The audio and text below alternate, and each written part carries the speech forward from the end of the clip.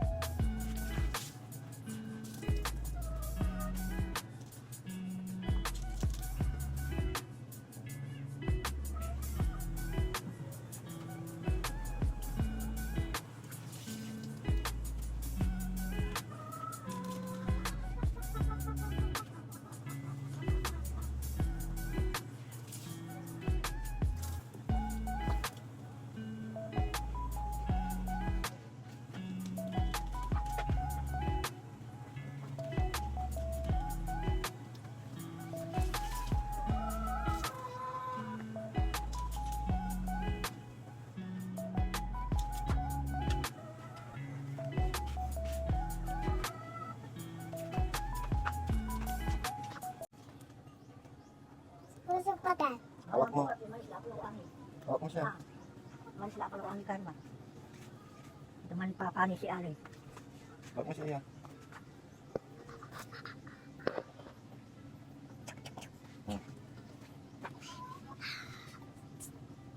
Hawak mo na puso.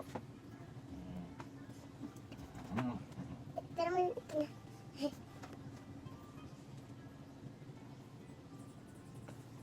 Hawak mo yung bunto niya.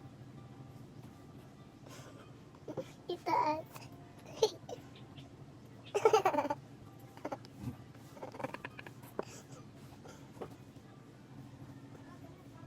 Itaas yung mundo niya. Gamit kami mo sa katawan niya. Ha? Ububuti. Tatalo niya.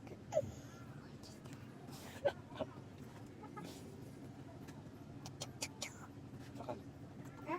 Sakal mo siya. Ano? Manggigil ka, gano'n mo. Manggigil ka, iya.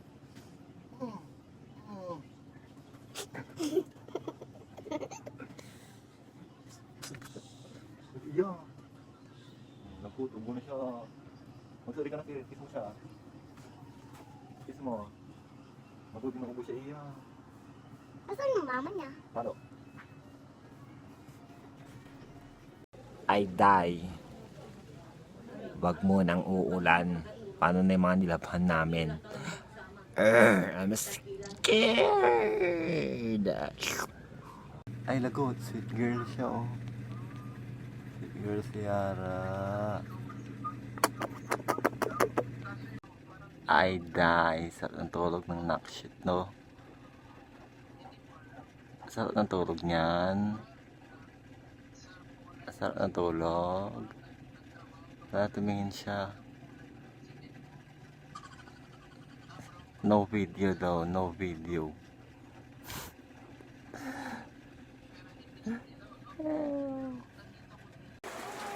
Sige, umulan talaga. Paano na mga nilabhan, hindi na natuyo. Galit ako sa inyo. Galit ako sa langit. Charis. Oh my God, it's still raining again. Alam niyo na, kapag umuulan, masarap mali.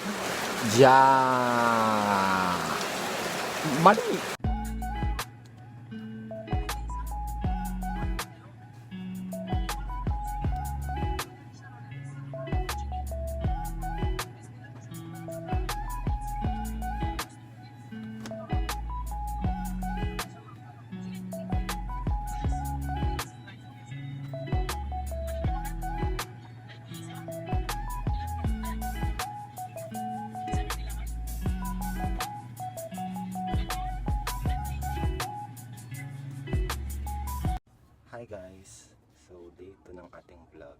Uy, charis ka lang naman kung vlogger ka. Yabang mo na naman. Wala namang iyabang. Okay lang ba na walang ilaw? Or meron? Message ko dahil pag-give love kasi ito ng hindi ko alam kung pag-give love ba or hiram lang ng BFF ko na ngayon is tatrabaho na sila sa Baguio. Iwan nila ako. Like, alam niyo ba yun, nakakalungkot lang at the same time dahil wala na akong kachismisan, wala na akong kabardagulan, wala na akong kasama sa content. Like, nalulungkot ako. Dahil hindi naman ako galit sa kanila. Talagang iniwan lang nila ako. Akala ko ba sabay-sabay tayong magtatrabaho. Iwan niya ako. O, ingat eh. So, ito ba maganda yung walang ilaw or ito?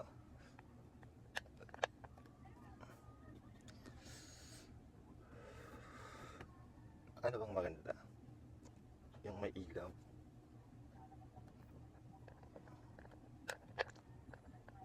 Walang ilaw? Or ako? Tanga? What do you think? Comment down below. Charis. Wala na akong outdoor vlog. Nakakainis. So, daily life ko is siyempre gigising na maganda. Ay, tanga. Siyempre magbubukas ng tindahan. Hindi ko na video sa inyo dahil wala namang sense yun. Pero siyempre mahirap din dahil display mo lahat ulit dahil nga sana doon lang nilalagay pero hindi dahil yung mga daga papatayin ko may tapos gagawin kong sisig. Charis! So never mind the background. Sanay naman na kayo sa akin. Pero alam niyo ba kapag talagang yung kinikwento mo yung mga gusto mong mangyari sa buhay, like ang dami mong manifestation, ang dami mong manifest, yung mga manifest mo sa life. Siyempre kahit sino din naman gusto ng talagang magkaroon ng pera, siyempre, pero hindi naman ganun kadali na kumita ng pera. Pag nakakaw ka, ganun madali. Pero kailangan mong humarap sa consequences. Siyempre pag nakakaw ka hindi naman sa'yo para lang din naman yan sa parang nagugulan yung brain cells.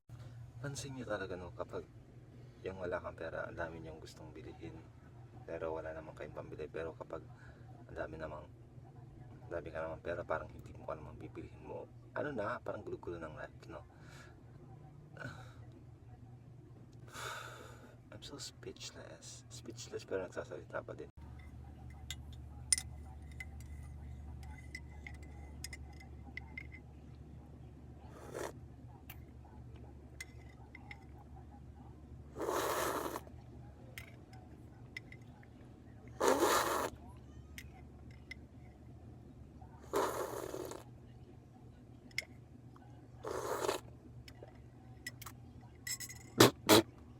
Ito yung pag-give love pala ni BFF ko na tripod. Thank you, te.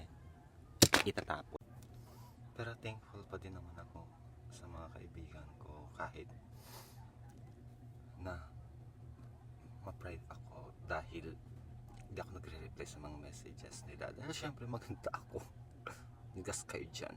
Iwan niyo ako. Sige. Isip ko kailan kaya ako makakabawi din sa kanila sa mga naitulong nila sa akin. Tatampo talaga ako sa kanila. Like,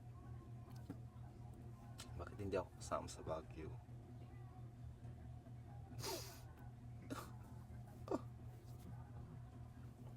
Ay, nati. Oh my God, mahaba na siguro tong vlog ko. Dami ko na naman chinika sa inyo.